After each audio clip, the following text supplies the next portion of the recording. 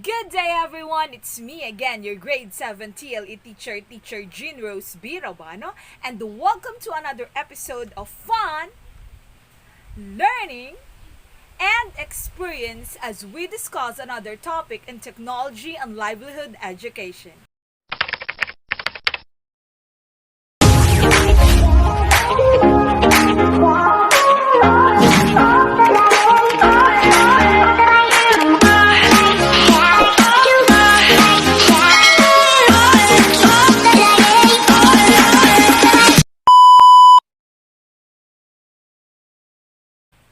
And for this episode, we will be discussing our Module 4 for the third quarter in technical drafting for week 7 and week 8.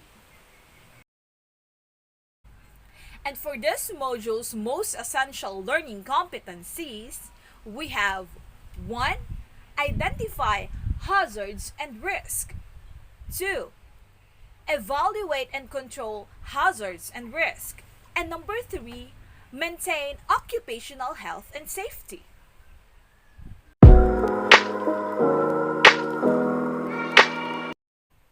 And for our lesson in week 7 and week 8, we will be covering 5 different topics, which includes topic number 1, occupational health and safety procedure. Topic number 2, which is about the standard operating procedures for technical drafting. Topic number 3, which are the fundamentals of 5S. Topic number 4, which is about hazards and risk. And finally, our topic number 5 will be about the accident prevention signs and symbols. Join me as we discuss these 5 different topics for our lesson in week 7 and week 8. Are you ready? Just a simple reminder, before you finally start our lesson and our discussion for this episode, make sure that you are holding your modules with you so you can follow with the informations that will be discussed as we go along with our discussion.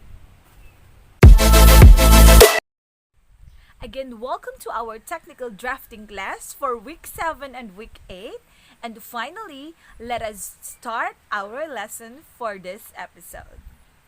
To start with, let us have our magic words for the day, which will be used as we go along with our discussion. So we have to take note of its meaning and we have to understand what does it really mean of, or what does it really means. And our magic word for the day is the word, yes, it's the word safety. Safety spells like S-A-F-E-T-Y. And the root word is the word save. Very good. And when we say safety, it means freedom from danger or injury.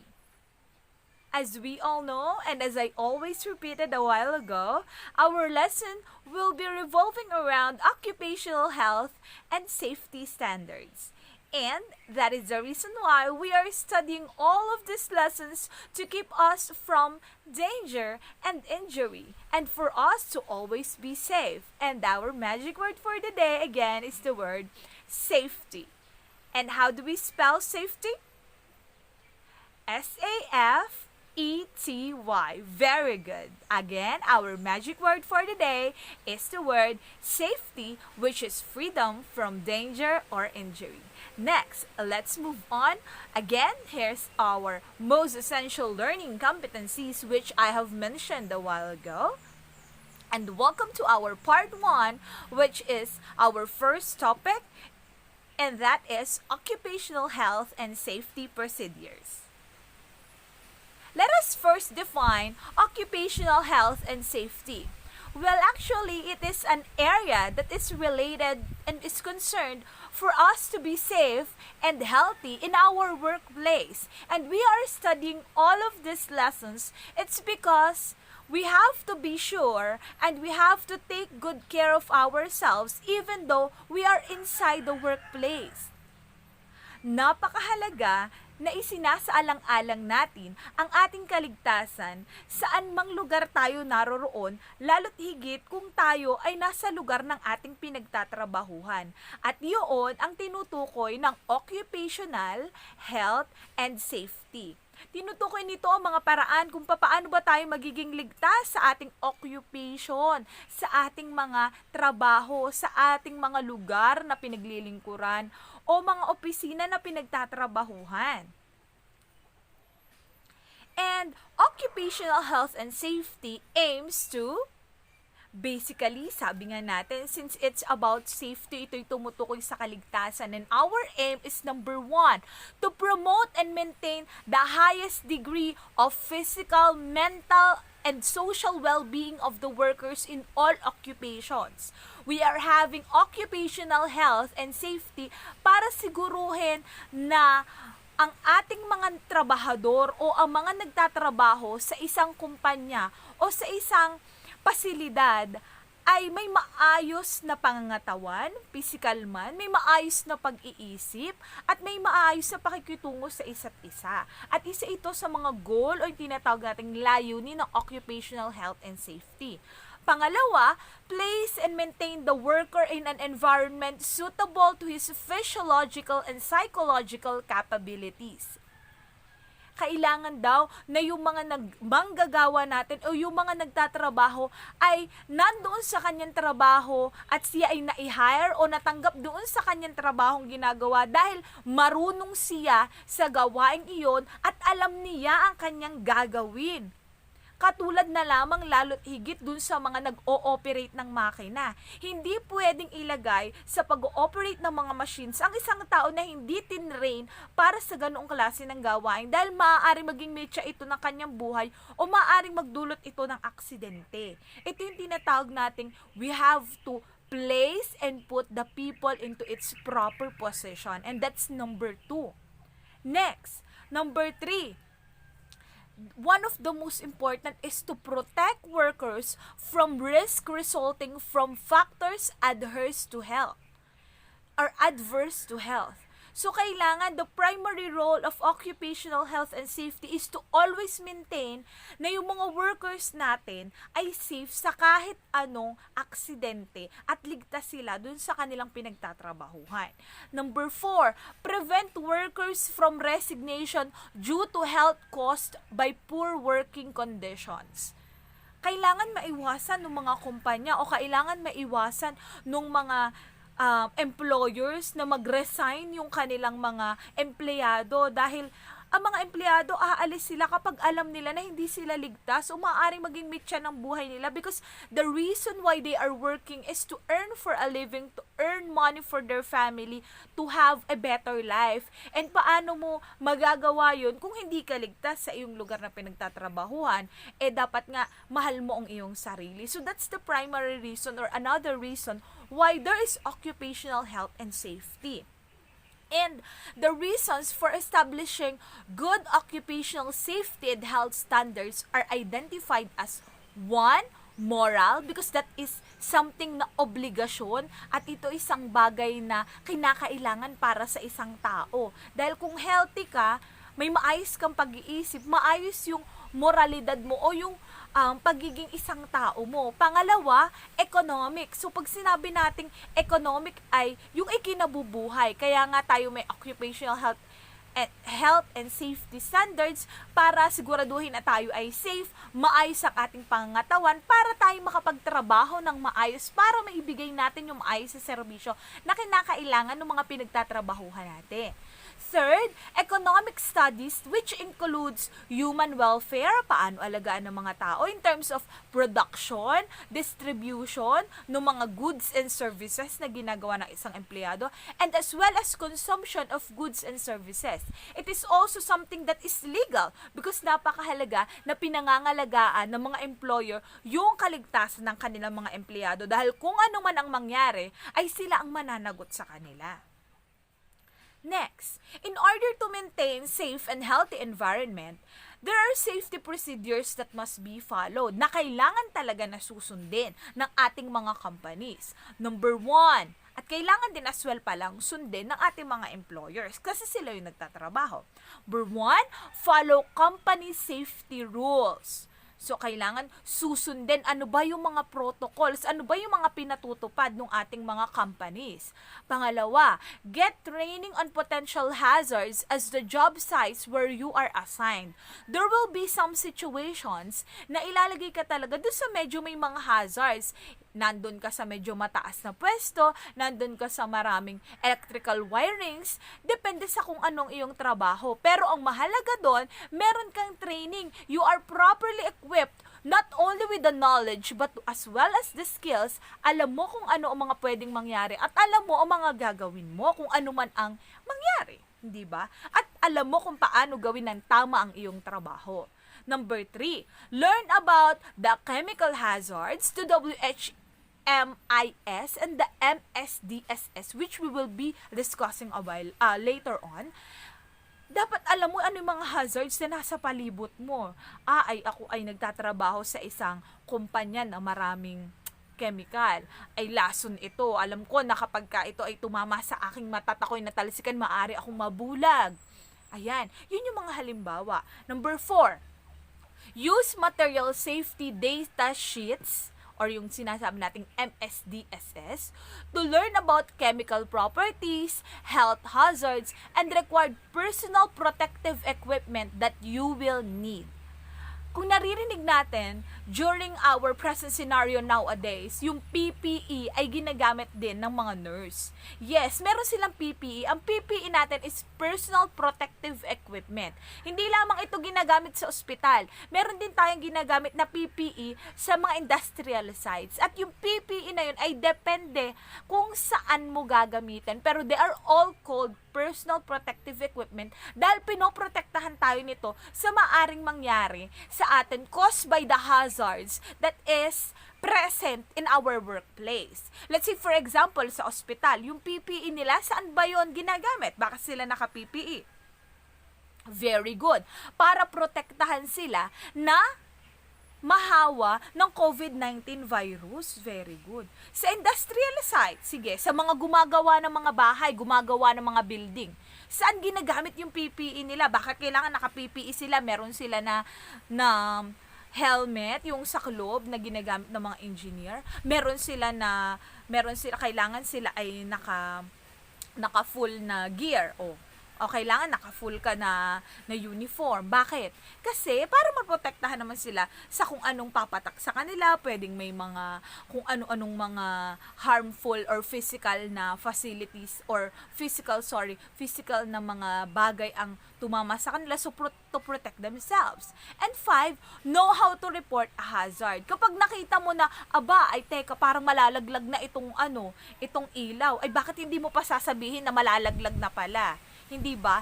Kasi yung mga common naman, yung boss ng mga nagtatrabaho ay nasa opisina. Hindi nila malalaman agad kung hindi mo naman sasabihin. So you have to know how to report. Paano yung tamang pagre-report, paano din yung tamang pagsasabi in a good way na malalaman nila so that they can resolve the problem and they can prevent potential harm or potential accident in the workplace.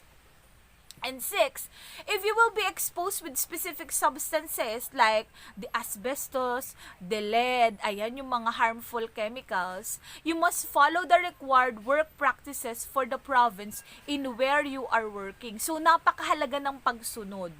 Kagaya lamang yan, pwede nating i-relate yan sa pagsasagot ng inyong module. Napakahalaga na ikaw ay nagbabasa ng instruction at marunong kang sumunod.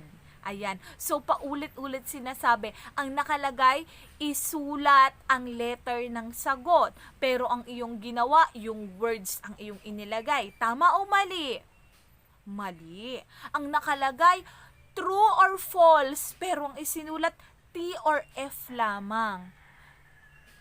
So, dapat marunong kang sumunod. Kagaya din sa mga workplace, kailangan sinusunod mo ano ba yung mga practices na ginagawa para maiwasan yung aksidente. Number 7, follow a recommended shift work pattern and know the associate hazards. Kapag mga kumpanyang pinagtatrabahuhan, usually may graveyard shift tayong tinatawag. Ano ba yung graveyard shift? Ito yung panggabi ka. So, may mga panahon, may mga risk talaga, not only physical risk, but also mental and psychological risk kapag ikaw ay panggabi ang trabaho. Bakit? Kasi mapupuyat ka. May mga pagkakataon na mas nakakaramdam ka ng antok o kaya naman ay mas napapagod ka. So, mas risky yon dahil pag nakatulog ka, kapag ikaw nag-ooperate ng makina, pwedeng maipit ka. So, you should know and you should be always physically ready and you should know what to do. 8.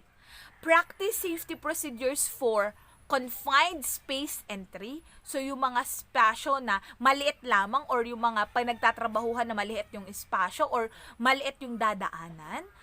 Working at heights, mataas yung mga pinagtatrabahuhan. Yung mga nagkakabit ng kable ng telepono, nagkakabit ng cable ng Converge, ng PLDT, ng mga internet connections, nag-aayos ng mga sirang linya ng kuryentes, those who are working at heights.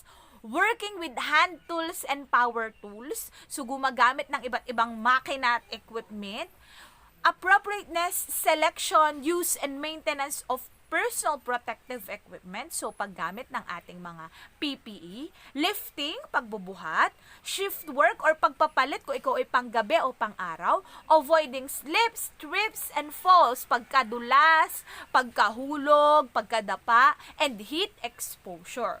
So those were examples of some of the things na kailangan natin talagang tatandaan and we have to take into considerations na dapat lagi tayong sumusunod sa mga panuntunan para maging safe din tayo at maiwasan ng aksidente.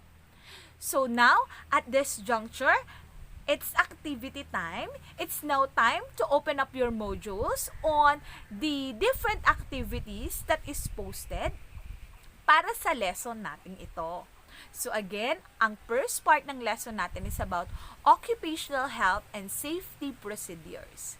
So it's time to get your modules and your answer sheets with you. Make sure you write your name and your section. Please do write your full name. Sometimes there are some instances, there are students who are just writing their first name and it is really hard to record dahil minsan may kapangalan. Ano po? So lagyan po ng pangalan, ng section, and make sure nasa tamang page tayo ng pagsasagot. Let's start our independent activity 1.1, safe or unsafe. So that is on page 5 of your module. Direction. Write SP if the statement corresponds to safety procedures and UP if the statement means unsafe procedure.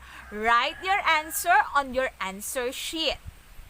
Ilalagay ay SP kapag sa inyong palagay ay ligtas yung pamamaraan na nakalagay diyan sa ilalim at UP kung sa palagay naman ninyo ay unsafe o hindi ligtas yung mga pamamaraan na nakalagay sa ilalim. Para mas malinaw, pwede nyo tingnan sa inyong module page 5. So these are number 1, follow company rules. 2. Do not report any hazard. 3. Follow a recommended shift work pattern and know the associate hazards. 4. Know how to report hazards. And 5. Use appropriate personal protective equipment. After that, you will be answering Independent Assessment 1.1. And that's the direction. Make an essay. That means you have to answer the question in 3 to 5 sentences. And use the following questions as your guide. Question number 1. What are the safety procedures that must be practiced in the workplace? Ano daw yung mga safety procedures o yung mga pamamaraan na maaari natin o mga panuntunan na dapat nating ginagawa sa ating mga pinagtatrabahuhan upang mapanatili tayo laging ligtas. Number 2, why is it important to practice this? Bakit mahalaga na sumusunod tayo dun sa mga alituntunin o regulasyon para sa ating kaligtasan? Number 3, why do we need to maintain safe and healthy work environment? Bakit ba mahalaga na panatilihin natin na ligtas at malulusog at malayo sa kapahamakan yung mga taong nagtatrabaho sa ating kumpanya o yung ating mismong pinagtatrabahuhan ay dapat ligtas. Ano ang kahalagahan nito? That's number 3. So that's independent assessment 1.1.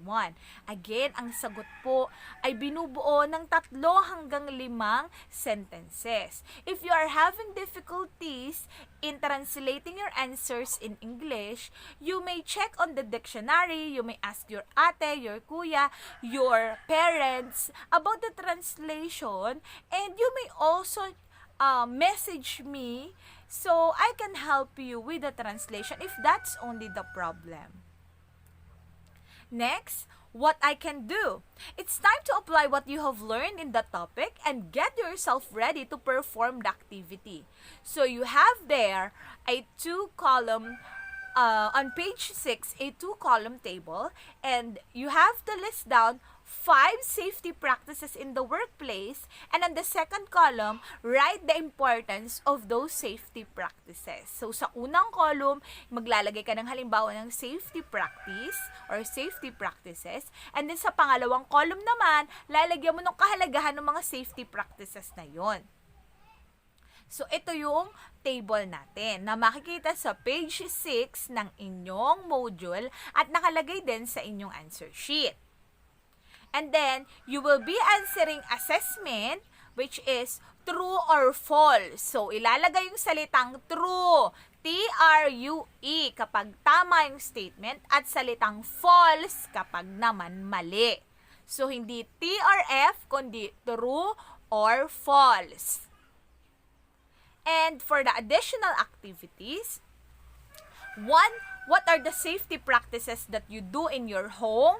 Ano yung ginagawa nyo na mga alituntunin o yung mga sinasabi ng inyong nanay sa inyong bahay para mapanatili kayong laging ligtas? Magbigay ng ilang halimbawa. Number 2, why is it important to practice occupational health and safety procedures or safety procedures? Bakit mahalaga? So, paulit-ulit natin siyang sinasabi. Bakit nga ba mahalaga na ligtas tayo? So, that ends our lesson 1 for week 7 and week 8. Hello mga bata! So kanina, diniscuss natin yung occupational health safety procedure, which is the lesson 1 or part 1 ng ating technical drafting episode for week 7 and week 8. For this juncture naman, we will be moving on to our lesson 2. And what about lesson 2? So lesson 2 will be about the standard operating procedure in drafting activity. Yung una kasi natin kanina, yung lesson 1 natin, is a general term. So napaka-broad nung topic natin because it actually deals on with industries, with different types of workplace, which is general. So ngayon naman, since our lesson is about drafting or technical drafting, ang i-discuss natin is what is the standard operating procedure when you are doing drafting activity. So let's start with before. Actually, meron tayong before, during, and after. So, before the start of a drafting task, so bago natin umpisan yung pagda-drafting, number 1, we have to select the tools and equipment needed in the assigned task. Ito yung tinatawag natin na paghahanda. Kailangan ihanda na natin, piliin na natin ano ba yung mga gagamitin natin. Number 2, set up the tools and materials to be used in a place where it is easy for you to move and perform your task. Ilagay na natin yung mga pinili at inihanda natin sa isang lugar kung saan magiging komportable tayo at magiging maayos yung paggagawin natin na drafting. or draft, sorry. Number 3, ensure that the table and tools are clean because it contributes in producing clean drawing or output. Bago natin ilagay yung drawing paper or mga bond paper or kahit anong papel na gagamitin natin sa ating drafting class, make sure malinis yung table natin at yung mga gagamitin natin dahil pwedeng maaaring mag-cause ito ng dumi doon sa papel na gagamitin natin at makaapekto sa quality ng ating output. And number 4, wash your hands with clean water. And we always have to wash our hands as part of the protocols. At kahit naman hindi tayo, kumbaga, madumi yung kamay natin, kailangan lagi nating i-make sure na malinis yung kamay natin. Kasi baka malinis nga yung table, tapos yung kamay naman natin yung magdukos ng dumi. So, iniiwasan natin yon. And aside from before, during naman, we have to follow the standard operating procedures in performing the activity. At ano-ano yung mga standard operating procedures na yon? We have to properly use all the tools and equipment in doing the activity. So, nung unang part natin, nung lesson 1 natin, or nung episode 1 natin, for the technical drafting class for week 1 and 2, diniscuss natin yung iba't ibang tools and equipment in drafting and as well as their functions. So, hindi pwede na gagamitin natin sila in other functions which is not intended for them. Let's say, for example, hindi natin pwedeng gamitin yung ating mga pencil para laruin or makipaglaro sa ating mga kasama or sa kasama natin na draftsmen. Bakit? Kasi maaaring matusok sila nito kung gagamitin natin sila pakikipag-espadahan, pakikipaglaro. So, napaka-delikado nito. So, hindi yun pwedeng gawin. Hindi rin pwede na yung mga ruler na ginagamit natin ay ipukpok natin o ipampukpok natin sa mga umaangat-angat na pako sa lamesa. So, hindi rin yun pwede. So, yun yung tinutukoy natin sa properly use the tools according to their functions.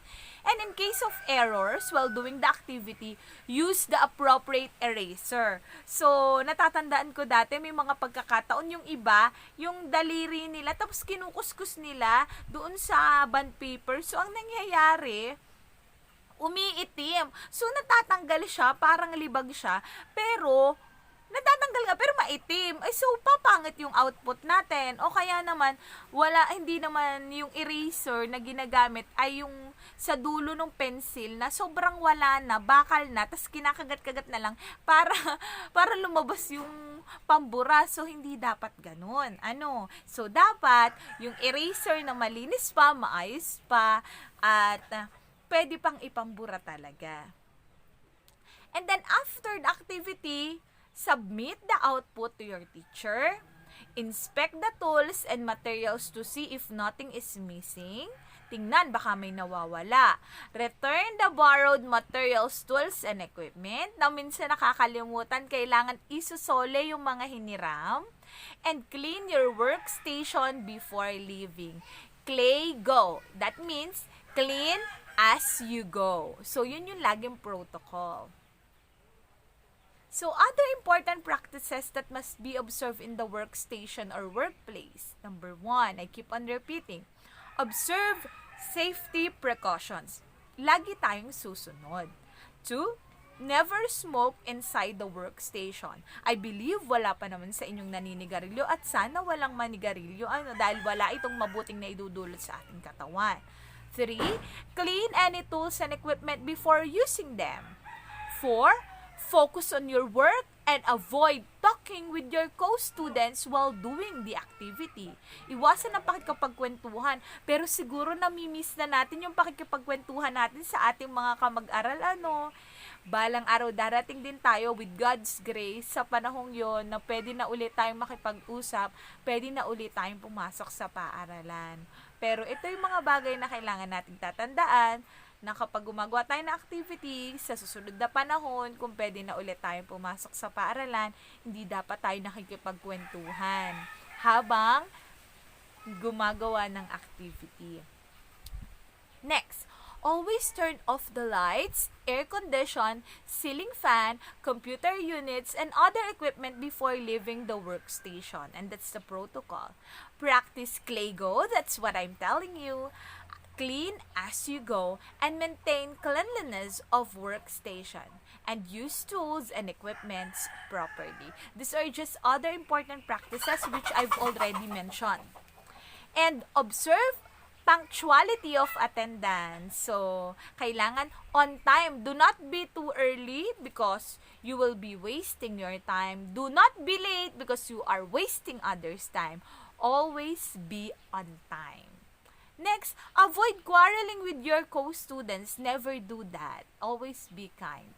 Observe and practice the value of respect, not only to your teachers, to your parents, but also to your classmates. Return borrowed tools and equipment on time and practice proper disposal of waste. So, it's activity time again. It's time to turn your modules on Independent Activity 1.2,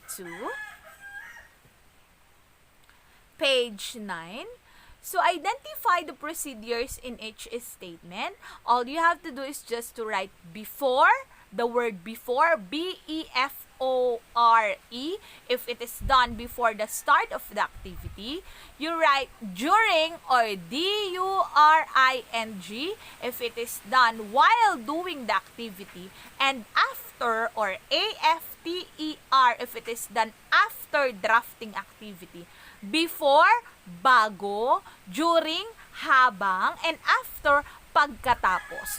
So, yun po lamang ilalagay sa inyong answer sheet, before, during, or after. Basahing mabuti ang mga sentences kung ito ba ay belong sa before, during, or after.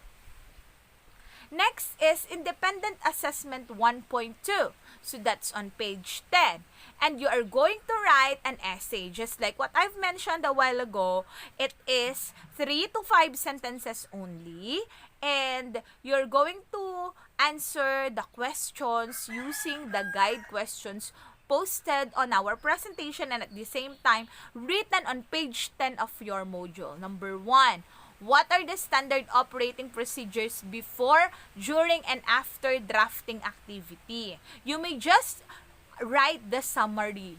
Number 2, why do we need to follow those procedures in conducting drafting activity? Bakit tayo susunod doon? Ba't kailangan mahalaga na sumunod tayo doon kapag may activity tayo sa drafting? 3, how can these procedures help you in making accurate outputs? Paano ba makakatulong sa'yo ang pagsunod sa mga safety procedures na ito para makagawa ka ng tama na output na hinihingi sa iyong subject? So, this is Independent Assessment 1.2. Next is what I can do. For page 10, enumerate 4 activities done before, during, and after drafting activity. So, this is just a summary. So, ilalagay nyo lang ano yung mga ginagawa before, ano yung mga ginagawa during, at ano yung ginagawa after. Maglagay lang ng tig-a-apat. Tig-a-apat kada column. So, that's what I can do. And then, for an assessment in page 11, it's just true or false, but you will write T or F. Okay? Ang instruction na dito ay T or F. T kapag true o ibig sabihin tama yung sentence. F kapag false o mali yung sentence. That's assessment on page 11. And additional activities on page 12.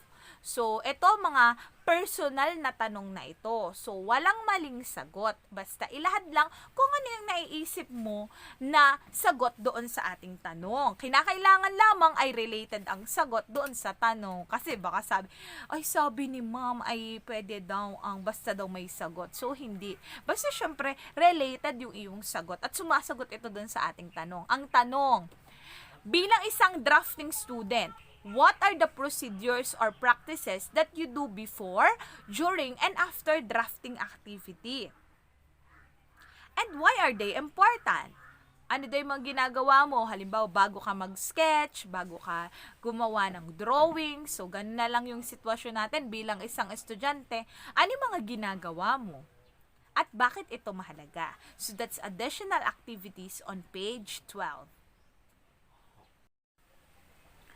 At this juncture, let us now move on to our lesson 3 for technical drafting for week 7 and week 8.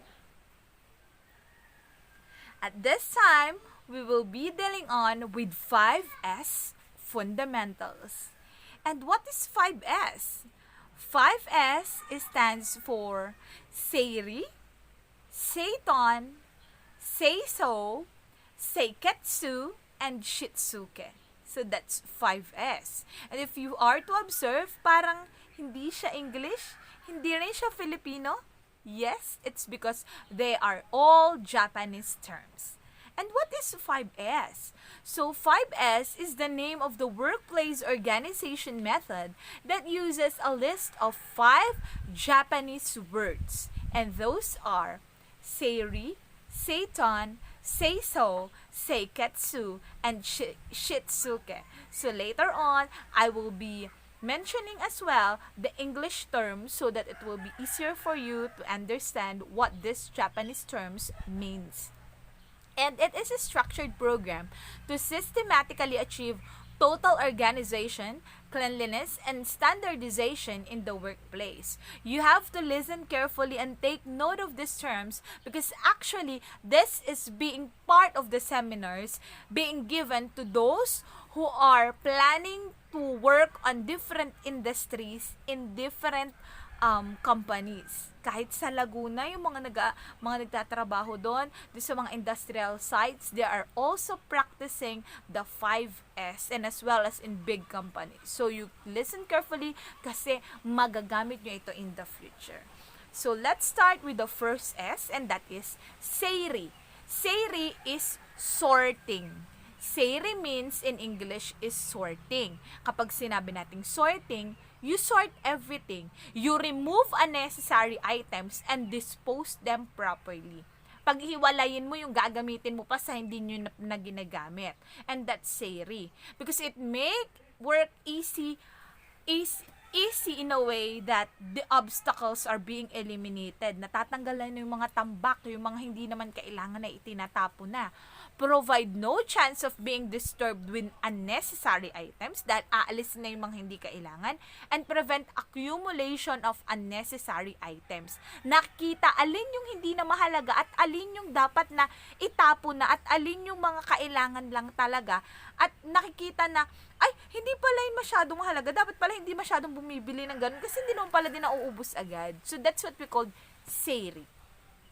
Sorting or clearing things out, setting things in order. Ayan.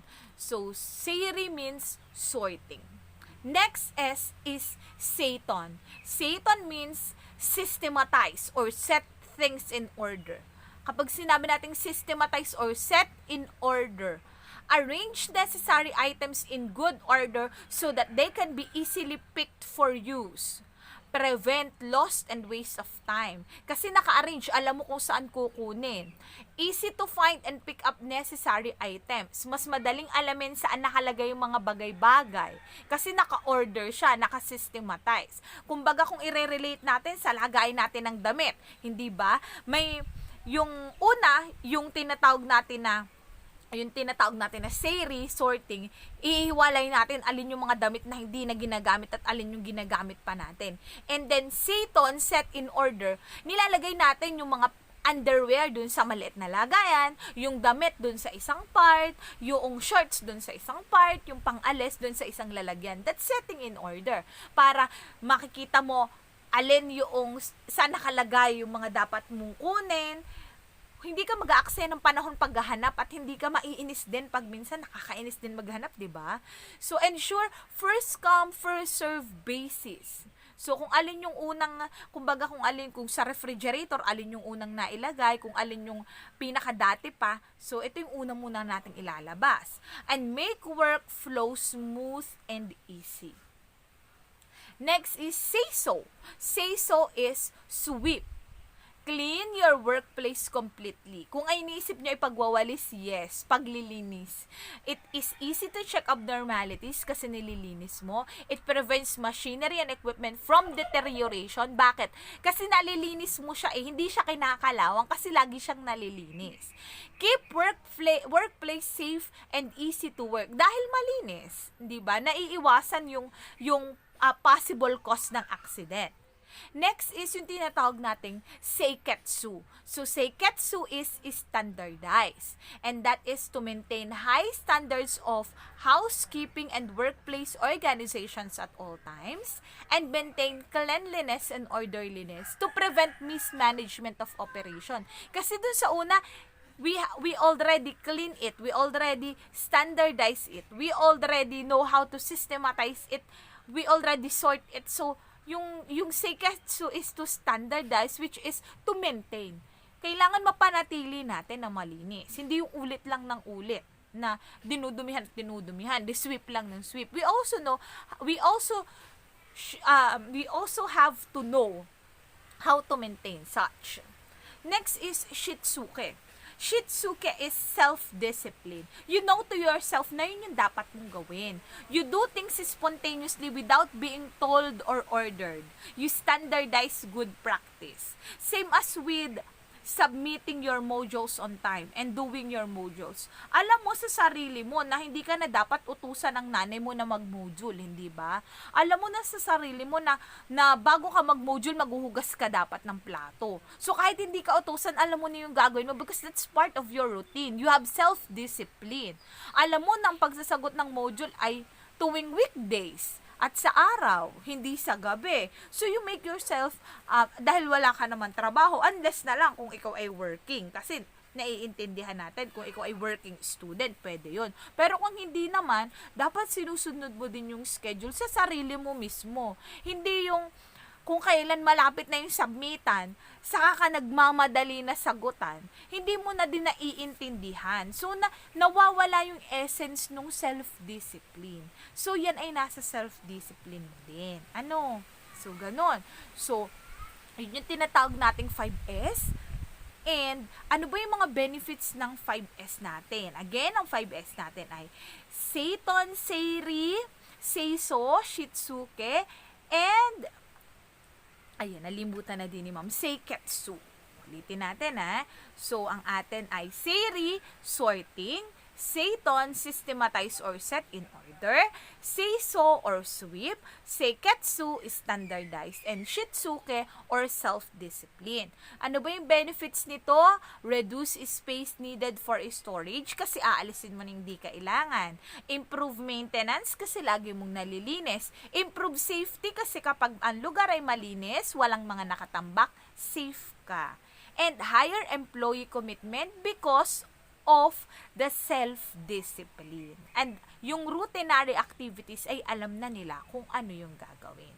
And that concludes our 5S fundamentals, and you have to take note of this. There's always a place for everything, and everything should be in its place. And that's according to Benjamin Franklin. So now, it's activity time. You get again your modules with you and turn it into independent activity 1.3, and that is on page 17. So, we have here column A and column B. Sorry for the typographical error. So, match column A with column B and write your answer on your answer sheet. Letters only. So, nakalagay sa column A yung Japanese term, and then column B yung English term. And then for independent assessment 1.3, you're going to identify what 5S is being referred to based on the benefits stated in each item. Write your answer on your answer sheet. So, ang sagot ay pipiliin dun sa 5S. Depende kung ano yung tinutukoy sa bawat number. And then what I can do is on page 18, so, list down the benefits of each part of 5S. Write your answer on your answer sheet. So, sa part na yan, nandyan yung tinatawag natin na 5S. Sa tapat niya, lalagyan mo ano yung dalawang mahalagang na idudulot nitong bawat 5S na ito. Maaring i-review mo ulit siya doon sa kanyang ibig sabihin o maaari naman diretso mo ng sagutan. And then, for the next part on page 19 is our assessment. You're going to write only the letter of your answer sa inyong answer sheet. And then, additional activity on page 21, identify the terms being referred to and write your answer on your answer sheet. So, this is only about the 5S. So, sa 5S lang po, iikot yung ating pamimilian since yun lang naman po yung diniscuss natin for lesson 3. And that concludes our lesson number 3. So, let's move on to lesson number 4. Hello! So now, it's time to discuss part number 4 of our lesson for week 7 and week 8, which is about hazards and risk. So before that, let us first define what is hazard and what is risk. So when we say hazards, this is actually defined as the source or cause of danger in all hazardous situation. So, pag sinabi nating hazard, dito nang gagaling yung tinatawag natin na potensyal na maaaring maging masama ang kahihinatnan or maaaring magdulot ng aksidente. Yun yung tinatawag nating hazard. Source or cause of danger in all hazardous situations. And what do we mean by the word risk? So, pag sinabi naman nating risk, this is the severity of the harm or yung tsansa na or posibilidad na yung isang tao ay mapahamak. And that is what we call risk. Again, pag sinabi nating hazard, ito yung cause ng ating danger. Pag sinabi naman nating risk, ito yung chance na yung isang tao ay mapahamak. That's risk. And silang dalawa ay common na pinagsasama.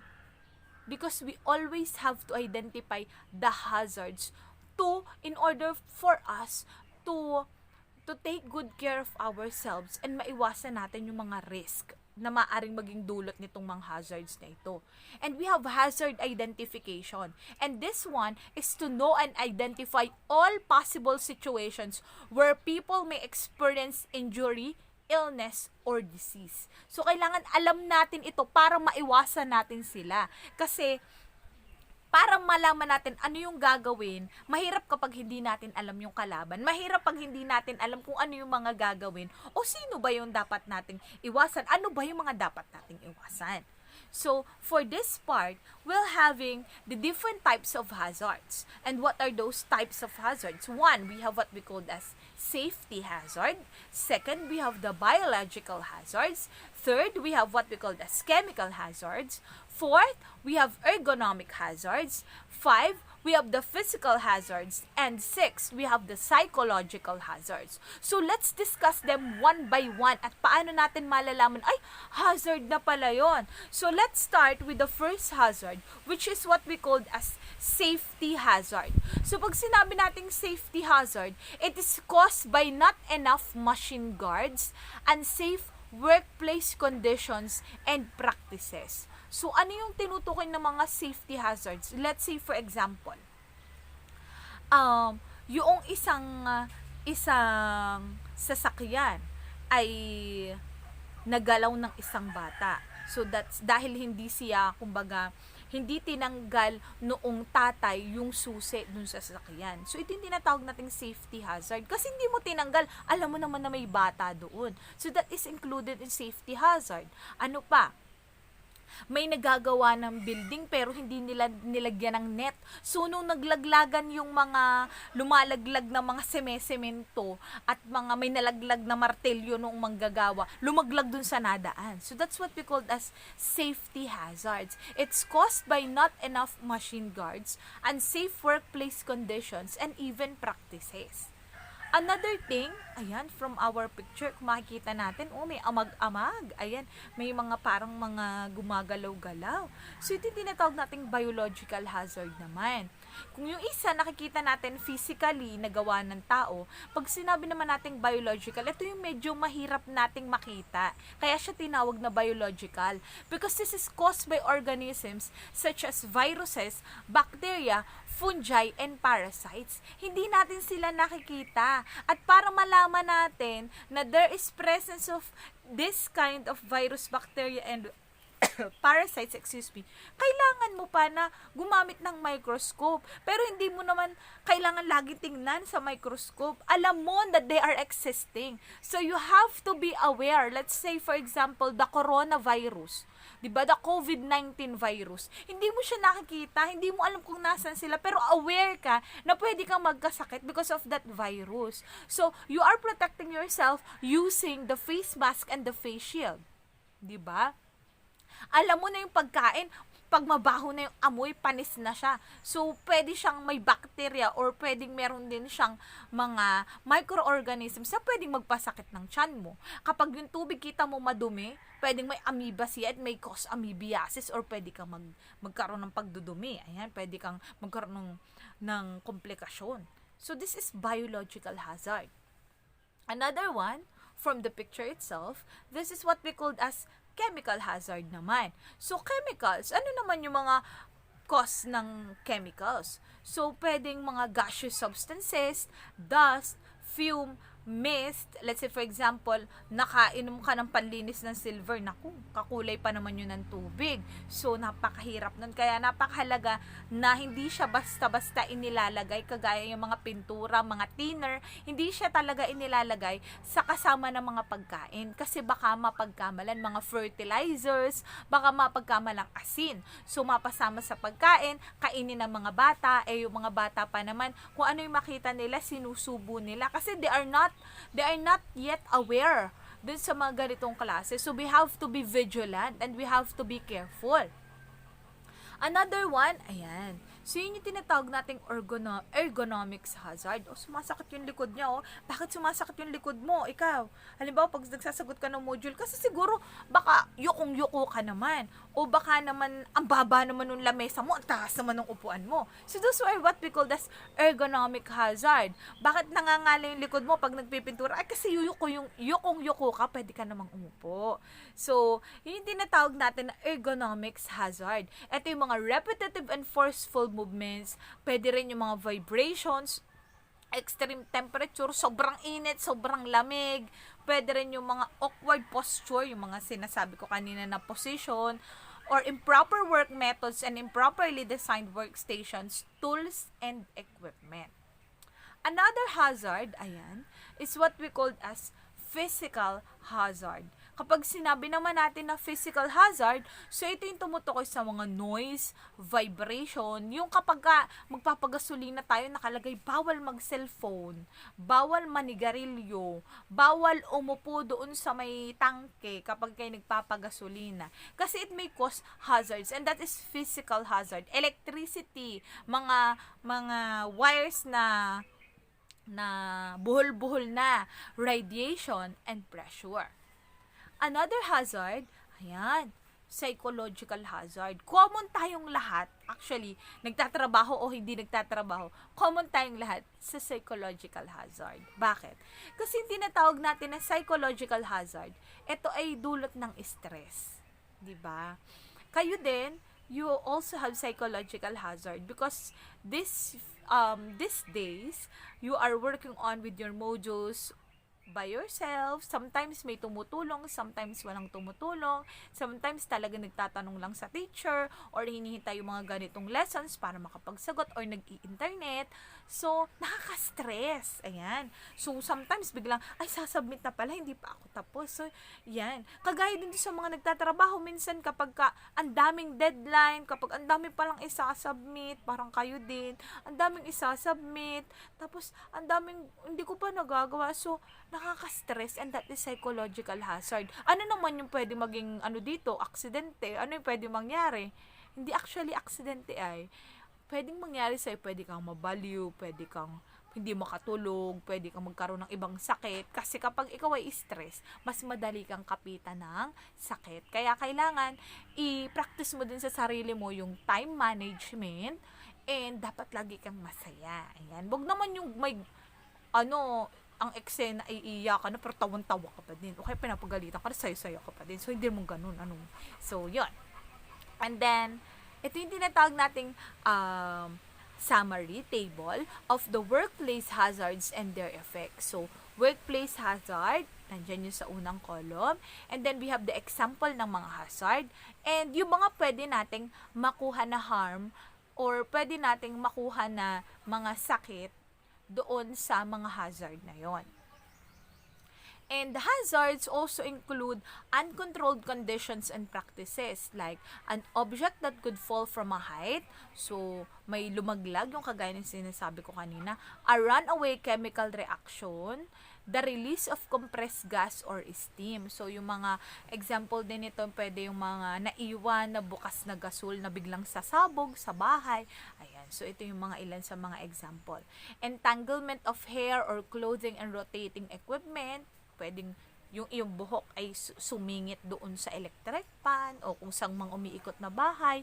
Contact with electrodes or battery or capacitor or electrical energy. Ayan, mga nakukuryente. And again, ulitin lang natin yung ating different types of hazards. We have the physical, chemical, psychological, ergonomics, and the safety hazards. So, it's activity time again, and you get your module and your answer sheets with you, and we will be answering independent activity 1.4, and that is on page 27. So, i-identify nyo lang yung hazard na tinutukoy dun sa 10 items. Saan pipili ng sagot? Dun sa 6 na type ng hazards.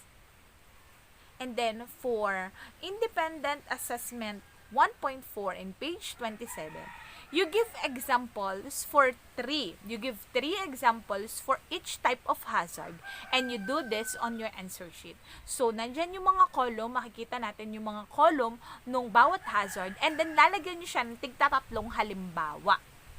For safety, physical, biological, chemical, ergonomic, and psychological. And then, for what I can do, so, nakalagay dun yung workplace hazard, kagaya nung example na pinost ko kanina, and then you put the example ng hazard and the example of harm cause. You refer your answer with the table na finlash ko kanina, which can also be seen in the information sheet on your module. And then, for the assessment on page 29, you just simply need to write the letter of your answer.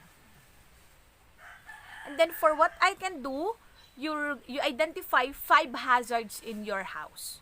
So, you write them. Kung ito ay psychological hazard, identify mo bakit may ano yung psychological hazard na yun. Hindi pwedeng ilagay mo lang ay psychological.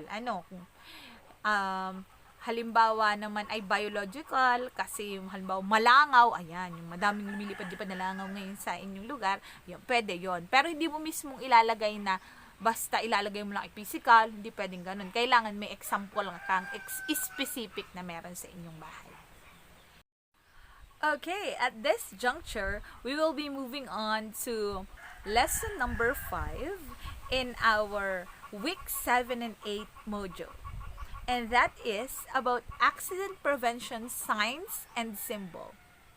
Please take note of all the signs and make sure you'll be able to see all of these signs since medyo may mga malabo o hindi masyadong nakuha dun sa ating module na nandito yung mga picture na medyo mas malinaw kumpara dun sa ating nasa module. At kung halimbawa naman at gusto nyo ng mas malinaw, pwede nyo naman din akong i-message para may bigyan natin kayo ng mas malinaw na copy or ma-review natin sa inyo. So, now we will be having accident prevention signs and symbols. So, ano ba yung tinatawag nating accident? Bago natin puntahan yung mga symbols and signs, let's go with the accident. Pag sinabi nating accident, anything that occurs unexpectedly or without known cause. Wala namang may alam na ma-aksidente siya. So, pag sinabi nating aksidente, hindi talaga natin alam na mangyayari ito. Dumarating na lamang siya. So, that is accident. And meron tayong mga tinatawag na symbols. Number 1, yung tinatawag nating general na symbol. And these are required to be visible at all times when work is being performed and shall be removed immediately when hazards no longer exist. So, kailangan sila ay makikita at all times kapag may nagtatrabaho doon, pero tinatanggal din sila kapag wala na yung hazard. Ang example na ito, ayan. And then mamaya yung example. And then we have the danger signs. So, yung danger signs, ito naman, shall be used only where immediate hazards exist. And then, it should be read as the predominating color for the upper panel, outline on the borders, and a white lower panel for additional sign wording. Ayan yung tinatawag natin na danger sign. So, ganyan yung kulay niya para mas nakikita siya, even kung white yung wall. Kasi color red, white, and black. So, danger, construction area. And then, caution sign, it is used to give warning or caution against practices. Caution signs shall have yellow as the predominant color, black upper panel and borders, yellow lettering of caution on the black panel, and the lower yellow panel for the additional sign wording, and black lettering shall be used for additional wording. So, ito yung tinatawag nating caution. So, caution, men working above. Excuse me. So, yan yung mga kulay natin. Yellow and black. Next is exit signs. So, exit signs are required, or when required, shall be lettered in legible red letters and not less than 6 inches high on a white field, and the principal stroke of the letters shall be at least 3/4 on the width. Dapat kitang-kita din talaga siya. Yan yung exit. Kung papansin natin, meron tayong mga exit, entrance, exit ngayon, especially ngayon kasi bawal yung salubungan na basta. So, meron tayong exit and entrance. And then we have safety instruction signs. So, ito naman, with green upper panel with white letters to convey the principal message. And any additional wording on the sign shall be black letters on the white background. So, this one is an example. Safety first, no smoking. So, here's what it means. May green and then white yung and then black sa ilalim. Then, pwede rin meron tayong tinatawag na directional signs naman. Kung from the word itself, direction. It gives direction. So, ito yung example natin. Yan. Turn left, turn right, curve. Ayan. U-turn. Ayan. And then, we also have the traffic signs. So, in traffic signs naman, construction area must be post clear and visible sa traffic signs at point hazards. And these symbols must abide with the standards of occupational safety and health administrations. So, ito yung mga example natin na nakikita natin sa mga kalsada. And then, we also have prohibition, mga bawal gawin. This signs prohibits you to do some practices. And these signs generally use a black safety symbol in a red circle with a diagonal cross through. And this one is an example. No to electronic devices, no smoking. And then, it's activity time. So, again, let's just recap. We have here our different accident prevention signs and symbols. At pag sinabi nating accident, anything that happens unexpectedly or without known cause.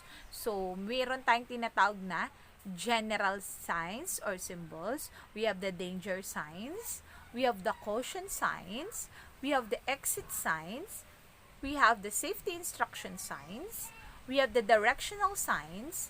We have the traffic signs and the prohibition signs. So, turn your modules again into page 36, independent activity 1.5. All you have to do is just to identify the sign being described in the statements given. So, yun, pipili lang kayo dun sa diniscuss natin na iba't ibang type ng signs. And write your answer on your answer sheet. Next, for independent activity 1.5, independent assessment 1.5, which is page 37, identify the name of accident prevention signs and symbols based on the example given. So, may example, ilalagay nyo lang kung anong klase siya ng prevention sign and symbol. Doon lang din kayo ulit pipili. So, yan yung examples. And then, for what I can do, you have to list down 5 locations wherein hazards exist and identify the appropriate accident prevention sign to be posted on these sites. So, mag-identify lang kayo ng 5 lugar na sa palagay ninyo ay merong pwedeng mag-cause ng potential harm at i-identify nyo din doon kung alin yung pwede nyong ilagay na signs sa kanila. So that ends our presentation. So if you have additional questions, clarifications, you may message me via Messenger, or you may reach me on my contact number that is given to you even before the start of classes. So again, I am your teacher for TLE 7. Good luck and God bless. See you soon.